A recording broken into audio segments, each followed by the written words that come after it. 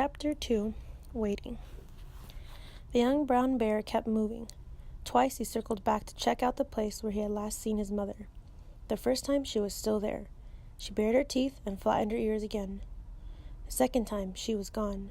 She and the big male were both gone. The cub sniffed his way around the clearing. He picked up his mother's scent, but he got the intruders too. So, the two of them had gone off together. The young bear stood, gazing off after them. The trail would have been easy to follow, but bewild as he was, he knew better than to risk an encounter with the big male. Should he wait for his mother to return? Somehow he knew that would be futile. Once more he turned away. On the edge of the clearing, he paused over the yellow flower of a skunk cabbage that had melted its way through the snow. An old cinnamon-colored female bear approached with 3 first-year cubs tagging after. She stared at him, her head lowered, and he moved on, leaving the tiny mouthful of food untouched. Later, he stopped to scratch at a patch of bare ground, hoping to turn up more pea vine roots. But 2 other 3-year-olds, a brother and sister traveling together, also on their own for the first time, emerged from a clump of birch, and he loped away. They were no larger than he, but being a pair doubled their power and gave them a place in the world that he didn't have. At every turn, another bear exerted authority over him, each of them older than he, or larger or more powerful. The young bear was growing hungry, but there was nothing to do except to keep moving. The smell of a ripening carcass caught his attention as he came off a small rise, running from an encounter with a larger male. Bears will kill meat when they can, but they scavenge too. This, his nose told him, was a newborn moose calf already dead for 2 or 3 days. A feast!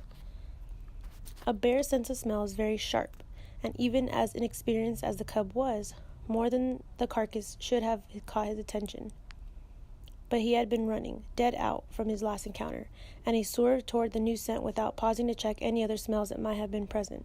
He simply lunged toward the compelling odor, his mouth slavering.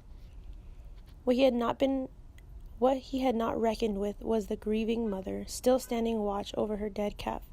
Probably he had not realized the enormous moose was there until he stopped, almost beneath her, his paws already on the ripening carcass, and before he had a chance to back off or turn or run in another direction, her front hooves flashed out, one of them catching him smartly on the jaw. The force of the blow tumbled the young bear onto his back, but he didn't give the moose a chance to lift her great hooves for another attack. He leapt to his feet and ran once more, his roars of pain reverberating through the forest. As soon as Jonathan got home from school the next day, he called Rhonda. He and Dad had an agreement that he could call Rhonda twice a week, and with a 3-hour time difference between Anchorage and Minnesota, right when he got home from school was a good time. She was done with supper by then, but Mom hadn't started getting her ready for bed yet. Rhonda had been born with a condition called spina bifida, which meant she used a wheelchair to get around.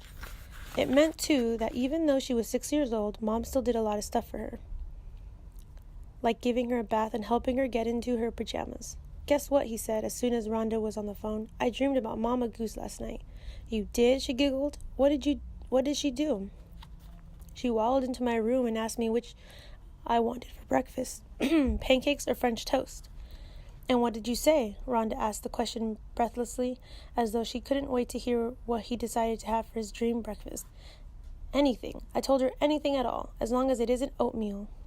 Rhonda laughed and laughed, her voice a chiming bell so clear that she could have been in the next room instead of thousands of miles away. He'd have to get out a map someday and count just how many thousands. She got the joke, of course. Mom probably would, too. When Dad was in charge of the cooking, he made oatmeal every morning of the world. Never pancakes or French toast or scrambled eggs, the way Mom did. Not even malto meal or cream of wheat, occasionally always oatmeal. When Dad liked something himself, he saw no need for variation. "Oh, Jonathan," she said when the laughter had faded away. Her voice was suddenly subdued. "When are you coming home?" "I'm not coming home, remember? You and Mom are going to come here." "But you and Dad are coming to get us, aren't you?"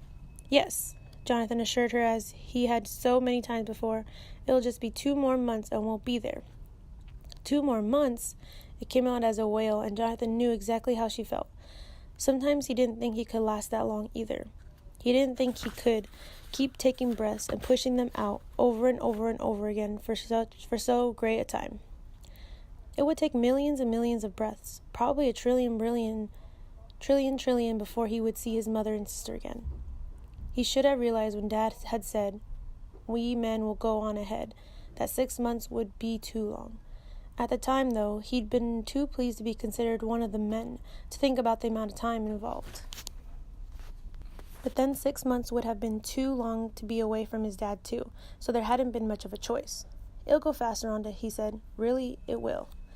"No, it won't," she said. "You're lying." He could practically hear her lower lip trembling. 2 months is a long, long, long time. And she handed the phone to Mom without even saying goodbye. He talked to Mom a little bit, but he didn't tell her about Mama Goose's dream. Hearing her voice made him feel more homesick than ever, so he hung up as quickly as he could. Then he walked over to the zoo.